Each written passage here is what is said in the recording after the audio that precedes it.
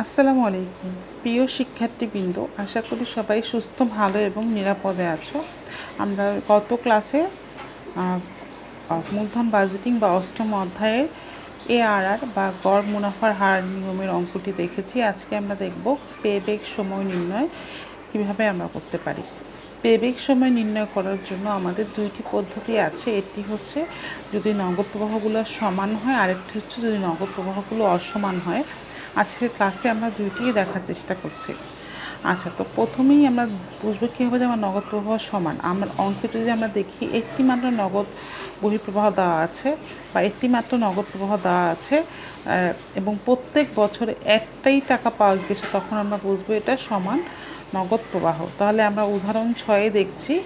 উদাহরণ 6টা হচ্ছে সমান নগদ প্রবাহের অঙ্ক। এটা দেখলে আমাদের জিনিসটা ক্লিয়ার হবে। দেখো অঙ্কটা আমি করছি।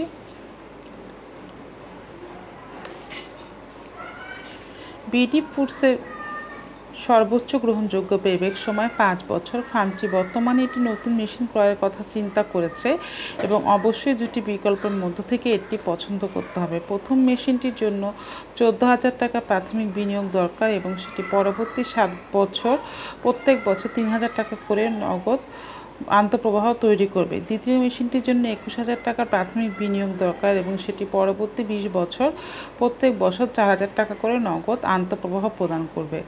তাহলে দেখো, এই হলো আমাদের অঙ্কটি, যেখানে বিডি ফুডসের একটা কোম্পানি, তারা দুইটি মেশিনের জন্য চিন্তা করছেন। তো তাদের একটি মেশিনের থেকে তাদের প্রাথমিক বিনিয়োগ 14,000 টাকা এবং তারা হচ্ছে তার থেকে 3,000 টাকা করে তোমার হচ্ছে নগদ আন্তঃপ্রবাহ পাবে প্রতি বছর 7 বছর পর্যন্ত, এবং আরেকটার প্রাথমিক বিনিয়োগ 21,000 টাকা এবং 20 বছর পর্যন্ত 4,000 টাকা করে পাবে। এই যে দেখো, 7 বছর পর্যন্ত 3,000 টাকা করে পাচ্ছে এবং 20 বছর পর্যন্ত 4,000 টাকা করে পাচ্ছে। যেহেতু টাকার অ্যামাউন্ট একটাই ইকুয়াল অ্যামাউন্টের টাকা প্রতি বছর পাচ্ছে, তাহলে এটা হচ্ছে সমান নগদ আন্তঃপ্রবাহের অঙ্ক। তাহলে আমরা চলে যাচ্ছি পেব্যাক সময় বের করার জন্য। দেখো, এখানে বলা আছে যে প্রথম মেশিনের পরিশোধকাল নির্ণয়। প্রথম মেশিন মানে যে মেশিনটার আমাদের প্রাথমিক বিনিয়োগ দেওয়া ছিল 14,000 টাকা। দেখো, প্রাথমিক বিনিয়োগ 14,000 টাকা, বাৎসরিক সমান নগদ আন্তঃপ্রবাহ 3,000 টাকা। এই দুটো ইনফরমেশনই আমাদের অঙ্কে থাকবে। খুব ছোট্ট অঙ্ক এবং ছোটটাও খুবই সোজা। উপরে হবে আমাদের প্রাথমিক বিনিয়োগ বা নগদ বহিঃপ্রবাহ, নিচে ভাগ হচ্ছে বাৎসরিক সমান নগদ প্রবাহ। উপরে 14,000 বসবে প্রাথমিক বিনিয়োগ, বাৎসরিক সমান নগদ প্রবাহ 3,000 বসবে, ভাগ করব, আমরা পেয়ে যাচ্ছি 4.64 বছর। এর অঙ্কটা খুবই সোজা এবং সিম্পল, কিন্তু আমাদের এমসিকিউতে তো প্রচুর আসে, প্লাস হচ্ছে সিকিউতে আমাদের এই অঙ্কটা আসার মতোই। তাহলে এই সহজ ছোট্ট সূত্রটা আমরা উপরে বসাবো হচ্ছে প্রাথমিক বিনিয়োগ আর নিচে বসাবো হচ্ছে বাৎসরিক সমান নগদ আন্তঃপ্রবাহ, তাহলেই হয়ে যাচ্ছে। আচ্ছা, এটা গেল আমার প্রথম মেশিনের পেব্যাক সময়। এখন আমরা একটু দেখে নিব যে দ্বিতীয় মেশিনের পেব্যাক সময় আমরা কীভাবে বের করতে পারি। সূত্র আমাদের একটাই থাকছে, সূত্র চেঞ্জ হচ্ছে না।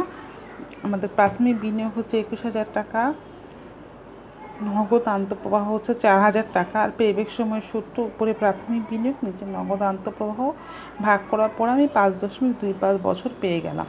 তাহলে দেখো, এটা হচ্ছে আমরা ক নাম্বার রিকোয়ারমেন্ট, দুইটি মেশিনে পেব্যাক সময় নির্ণয়। আমি দুইটা মেশিনেই পেব্যাক সময় নির্ণয় করে ফেললাম। এখন খ নাম্বার প্রশ্নতে আমাকে বলেছে বিডি ফুডস লিমিটেডের জন্য কোন মেশিনটি নির্বাচন করা যুক্তিযোগ্য হবে তা বিশ্লেষণ করো। মোট কথা, এখন আমাদেরকে দুইটা মেশিন থেকে একটা মেশিনকে চুজ করতে হবে। পেব্যাক সময় হচ্ছে এমন একটি সময় যে সময়ের মধ্যে একটা প্রতিষ্ঠানের প্রাথমিক বিনিয়োগের টাকাটা ফেরত আসে। যেই সময়ের মধ্যে একটা প্রতিষ্ঠানের প্রাথমিক বিনিয়োগের টাকা ফেরত আসে তাকে বলা হচ্ছে পেব্যাক সময়। এই সময়টা একটা প্রতিষ্ঠানের জন্য যত কম হয় ততই তার জন্য মঙ্গল। ধরো, তুমি 20,000 টাকা ইনভেস্ট করে প্রাথমিক অবস্থায় একটা বুটিক শপ খুলতে যাচ্ছ। এই 20,000 টাকা তুমি কত সময়ের মধ্যে ব্যবসা করে তুলে আনতে পারবে, ওই সময়টাকে আমরা বলছি পেব্যাক সময়। মানে তুমি তোমার প্রাথমিকের বিনিয়োগের টাকাটা যেই সময়ের মধ্যে ফেরত পাচ্ছ সেটাকে আমরা বলছি পেব্যাক সময়। পেব্যাক সময়টা যত কম হয় ততই একটি প্রতিষ্ঠানের জন্য ভালো বা একটা গুড সাইন বহন করে। তাহলে পেব্যাক সময়ের অঙ্কে সিদ্ধান্ত নিতে হলে আমাদেরকে যেই সময়টা কম আসবে সেটাকে আমরা কি করব, গ্রহণ করব এবং পেবেক সময়ের অঙ্কের উত্তরের পাশে আমাদেরকে বছর শব্দটা লিখতে হবে। তাহলে দেখো এখন আমরা মনে হয় বুঝতে পেরেছি যে বিডি ফুডস লিমিটেড কোন প্রকল্পটাকে বা কোন মেশিনটাকে বেছে নেবে। অবশ্যই বিডি ফুডস প্রথম মেশিনটাকে বেছে নেবে, কারণ প্রথম মেশিনটার পরিশোধকাল হচ্ছে 4.67 বছর, আর দ্বিতীয় মেশিনটার পরিশোধকাল হচ্ছে 5.25 বছর। তো এই দুইটার মধ্যে ছোট হচ্ছে কোনটি বা কম হচ্ছে 4.67 বছর, এজন্য এটা বিডি ফুডস বেছে নেবে। আরেকটা কারণ হচ্ছে বিডি ফুডসের সর্বোচ্চ গ্রহণযোগ্য পেব্যাক সময় হচ্ছে 5 বছর, মানে সে যেই প্রকল্পটাই নিক না কেন তার সর্বোচ্চ পেব্যাক সময় হবে 5। অলরেডি আমাদের দ্বিতীয় মেশিনটি 5-এর উপরে চলে গিয়েছে, মানে 5.25 বছর। কাজে এটা আমার গ্রহণযোগ্য না দুইটি কারণে। এমনিতেও এটার পেব্যাক সময় কম, আর হচ্ছে কোম্পানি গ্রহণযোগ্য পেব্যাক সময় হচ্ছে সর্বোচ্চ 5 বছর। তো এই দুইটা কারণের জন্য আমরা প্রথম মেশিনকেই আমরা কি করব, চুজ করব। তাহলে দেখো এই হলো আমাদের পেব্যাকের ছোট্ট সিম্পল অঙ্ক। আশা করি তোমরা অঙ্কটি বুঝতে পেরেছো। খুবই সহজ এবং ছোট্ট সিম্পল অঙ্ক। শুধু আমরা মনে রাখবো যদি আমাদের প্রশ্নে একটি মাত্র নগদ আন্তঃপ্রবাহ থাকে সেই ক্ষেত্রে আমরা উপরে প্রাথমিক বিনিয়োগ থাকবে সূত্রের, আর নিচে থাকবে হচ্ছে আমাদের বাৎসরিক সমান নগদ প্রবাহ। জাস্ট ভাগ করলেই আমরা পেব্যাক সময়টা পেয়ে যাচ্ছি। ঠিক আছে, এটা কিন্তু ইম্পর্টেন্ট, মেনে আমরা গুরুত্ব দিয়ে পড়ব। এরপরে আমরা পেব্যাক সময়ের আরেকটি নিয়মে চলে যাচ্ছি, সেটা হচ্ছে যদি নগদ প্রবাহটা অসমান হয়। তো সেই ক্ষেত্রে দেখো আমরা একটা উদাহরণে যাচ্ছি। পরবর্তী উদাহরণটি উদাহরণ 7। প্রশ্নটা পড়ি। বিটিএফ লিমিটেড প্রকল্পে গ্রহণের ক্ষেত্রে সর্বোচ্চ 5 বছর খোলা আসতেছে আজকে 5 বছর পরিশোধকাল ব্যবহার করে থাকে। বর্তমানে তাদের অবশ্যই দুটি পরস্পর বর্জনশীল প্রকল্পের মধ্য থেকে একটি প্রকল্প পছন্দ করতে হবে। প্রকল্প আলফা এর জন্য 25,000 টাকা এবং প্রকল্প বিটা এর জন্য 35,000 টাকা নগদ বহিঃপ্রবাহ দরকার। নিচে টেবিলে প্রতিটি প্রকল্পের নগদ আন্তঃপ্রবাহ দেওয়া হলো। এখানেও আগের অঙ্কের মতো দুইটা প্রকল্প আছে, একটার নাম আলফা, একটার নাম বিটা। 6 বছর মেয়াদী প্রকল্পগুলোর নগদ আন্তঃপ্রবাহ পরিমাণ দেওয়া আছে। তোমরা একটা জিনিস ফলো করেছো মেয়েরা, এখানে নগদ আন্তঃপ্রবাহ দেখো 2 বছর 6,000, তারপরে 8,000, তারপরে 4,000, তারপরে 3500, তারপর 2,000, মানে প্রতি বছরই ডিফারেন্ট নগদ আন্তঃপ্রবাহ। এটাকে আমরা বলছি অসমান নগদ আন্তঃপ্রবাহ। এটার নাম হচ্ছে অসমান নগদ আন্তঃপ্রবাহ। আশা করি সবাই বুঝতে পেরেছো কেন অসমান, কারণ 6 বছর, এই 6 বছরে প্রতিটা বছরই নগদ প্রবাহগুলো আমাদের আলাদা। ঠিক আছে, এজন্য নাম হচ্ছে অসমান নগদ আন্তঃপ্রবাহ। তার মানে আগের অঙ্কের সাথে আমাদের এই অঙ্কটা মিলবে না, কারণ আগের অঙ্কটা ছিল আমাদের সমান নগদ আন্তঃপ্রবাহের অঙ্ক, আর এটা হচ্ছে আমাদের অসমান নগদ আন্তঃপ্রবাহের অঙ্ক। তাহলে দেখি আমাদের ক নাম্বারে কী বলেছে। প্রকল্প আলফা ও প্রকল্প বিটার পেব্যাক সময় নির্ণয় করো। আমাদেরকে প্রকল্প আলফা এবং বিটার দুইটার জন্য পেব্যাক সময় নির্ণয় করতে বলেছে। তো আমরা একটা পারলে আরেকটা অটোমেটিকলি পেরে যাব। তাহলে আমরা যেহেতু বুঝতে পেরেছি এটা অসমান নগদ আন্তঃপ্রবাহ, কারণ আমার প্রতিটা নগদ আন্তঃপ্রবাহের পরিমাণ ভিন্ন, তাহলে আমরা চলে যাচ্ছি এই অসমান নগদ আন্তঃপ্রবাহ নির্ণয়ের ক্ষেত্রে।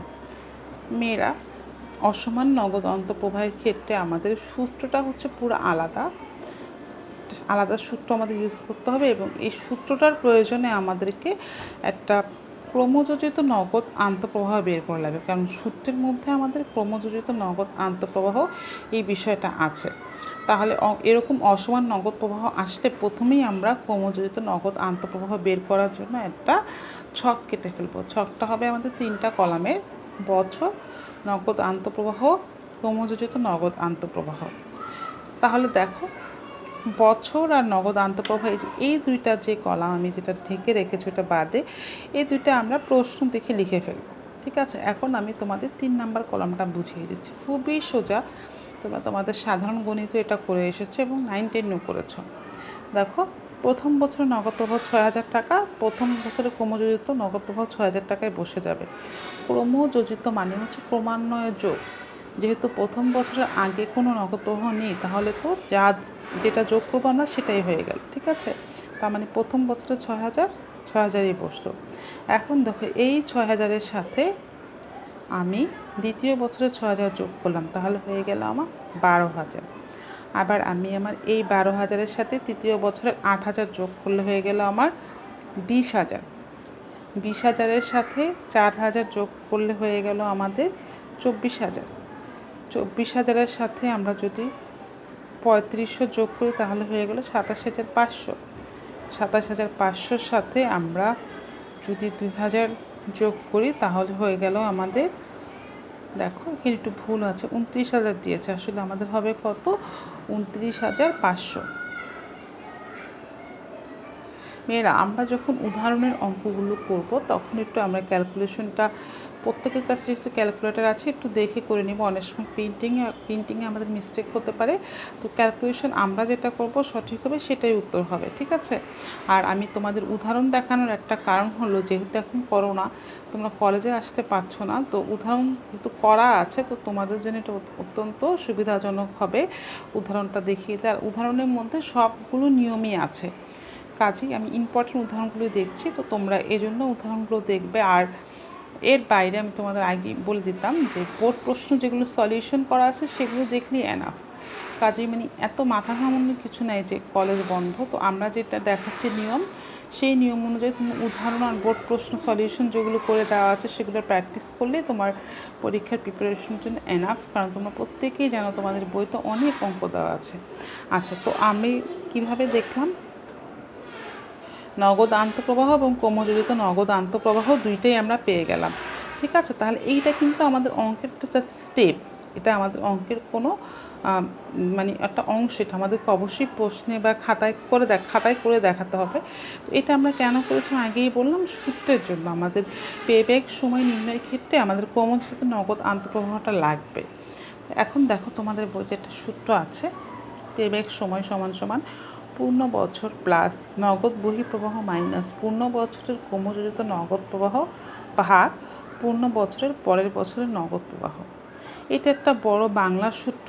এটার জায়গায় আমরা চাইলে, আমি তোমাদের জন্য লিখে নিয়েছি, দেখো আমরা চাইলে এই সূত্রটাও ইউজ করতে পারি, a plus NCO minus C divided by T, a plus NCO minus C divided by T। Just তুমি যে কথাগুলো তোমার সূত্রে বাংলায় লিখে আছে ওই জায়গাটায় আমি একটা সাইন ইউজ করেছি, যেমন এ দিয়ে বোঝাচ্ছি আমরা পূর্ণ বছর, NCO দিয়ে বোঝাচ্ছি প্রাথমিক বিনিয়োগ বা নগদ বহিঃপ্রবাহ, সি দিয়ে বোঝাচ্ছি এ বছরের ক্রমযোজিত নগদ প্রবাহ, ডি দিয়ে বোঝাচ্ছি এ বছরের পরবর্তী বছরের নগদ আন্তঃপ্রবাহ। তাহলে আমরা বইয়ের সূত্রটার জায়গায় আমাদের লেখার সুবিধার্থে আমরা এই সূত্রটাও ইউজ করতে পারি, যদি তোমাদের মনে হয় বইয়েরটাও 100% দিতে পারি, যার যেটা সুবিধা আমরা সেটা ইউজ করব, ঠিক আছে। তাহলে আমি এখন আবার বইতে যাচ্ছি, দেখো। তো তোমাদেরকে এখানে প্রথমেই বুঝতে হবে পূর্ণ বছর জিনিসটা কী, বা পূর্ণ বছরটা আমরা কীভাবে বের করব। পূর্ণ বছর বের করার জন্য প্রথমেই আমাদেরকে জানতে হবে আমাদের নগদ বহিঃপ্রবাহ বা প্রাথমিক বিনিয়োগ কত। আমাদের আলফা প্রকল্পের নগদ বহিঃপ্রবাহ 25,000 টাকা আমাদের প্রশ্নে দেওয়া আছে। তাহলে আমরা 25,000 টাকা এই বছরগুলোর মধ্যে খুঁজবো, মানে ক্রমযোজিত নগদ আন্তঃপ্রবাহগুলোর মধ্যে খুঁজবো কোথায় সবচাইতে পারফেক্টলি মিলে যায়।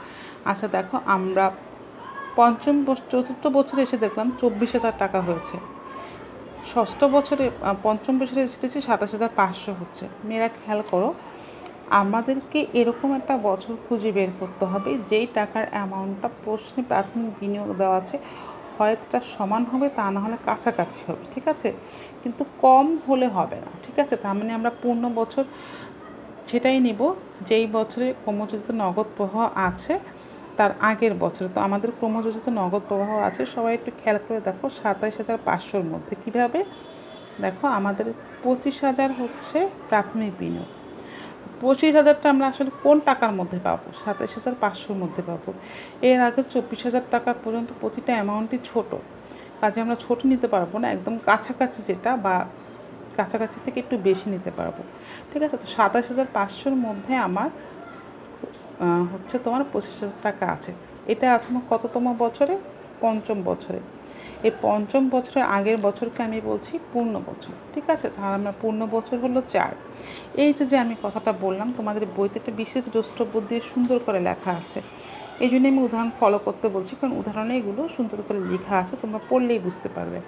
আচ্ছা, তা দেখো, পূর্ণ বছর 4, নগদ বহিঃপ্রবাহ আমরা 25,000 টাকা আমাদের প্রশ্নে দেওয়া আছে। পূর্ণ বছরের ক্রমযোজিত নগদ প্রবাহ, এই দেখো পূর্ণ বছর 4, তার ক্রমযোজিত নগদ প্রবাহ 24,000, এটা আমি লিখব। পূর্ণ বছরের পরের বছরের নগদ প্রবাহ, এটা আমার কত? 3500। আমি জাস্ট ভাগ করব আর যোগ করেই পেয়ে গেলাম 4.29 বছর। মেয়েরা, এই হলো আমার পেব্যাক সময় বা বের করার পদ্ধতি। এটা হচ্ছে আমার যদি অসমান নগদ প্রবাহ থাকে, তাহলে ঠিক সেমভাবে আমি হচ্ছে দেখো বিটাটারও ক্রমযোজিত নগদ প্রবাহটা বের করব। তাহলে তোমাদের হোমওয়ার্ক হচ্ছে তোমরা বিটা প্রকল্পের ক্রমযোজিত নগদ প্রবাহ বের করবে এবং সিদ্ধান্ত, তোমাদেরকে আমি একটু আগেই বুঝিয়ে দিচ্ছি, সিদ্ধান্ত 1 যেটার মেয়াদটা কম সেটা আমরা গ্রহণ করব। এবং তোমরা উদাহরণ 8 এই অঙ্কটাও তোমরা বাসায় হোমওয়ার্ক হিসেবে করবে।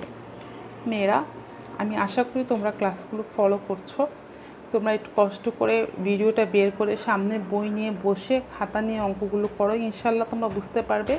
আর আমি উদাহরণ এই জন্যই দেখাচ্ছি যে এগুলো সলিউশন করে দেওয়াই আছে। তো সবাই ভালো থেকো, সুস্থ থেকো। আজকের মতো এখানেই শেষ করছি। আল্লাহ হাফেজ।